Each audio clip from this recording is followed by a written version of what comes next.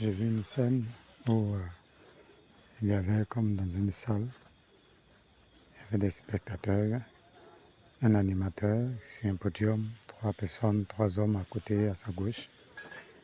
Et l'animateur a appelé un homme politique de venir faire un choix. Et cet homme avait les initiales de TBV et de venir faire son choix, venir indiquer parmi les 3 hommes qui étaient arrêtés celui que la foule allait choisir.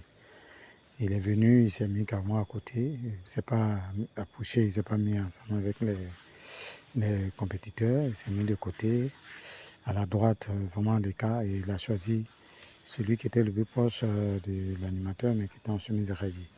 Il a choisi celui-là, il a dit que celui-là peut gagner, lui pense que c'est lui qui va gagner.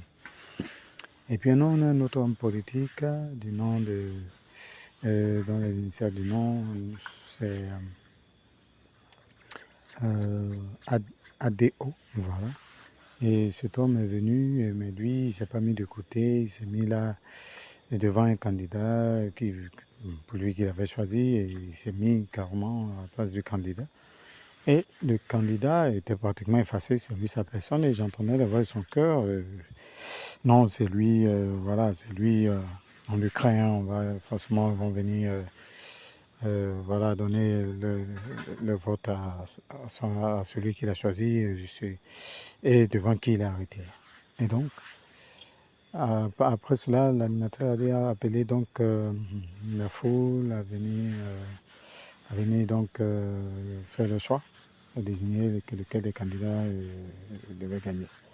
Comme ça, ils sont venus et puis ils ont choisi celui qui était allé à côté des TBV et parce que le candidat qui avait été choisi par TBV s'était séparé des 3 autres, des 2 autres étaient allés s'arrêter à côté de TBV.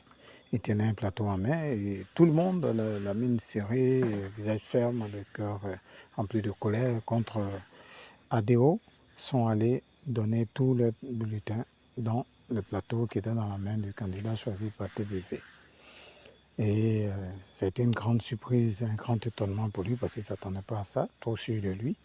Sa collaboratrice à côté a resté la bouche béante d'étonnement. Sa femme est tombée en syncope, évanouie. Quand elle va se réveiller, sa maison est vidée, il n'y a plus personne. Et son mari, on lui apprend qu'il a été pris. Voilà. Et ça, c'est un résumé.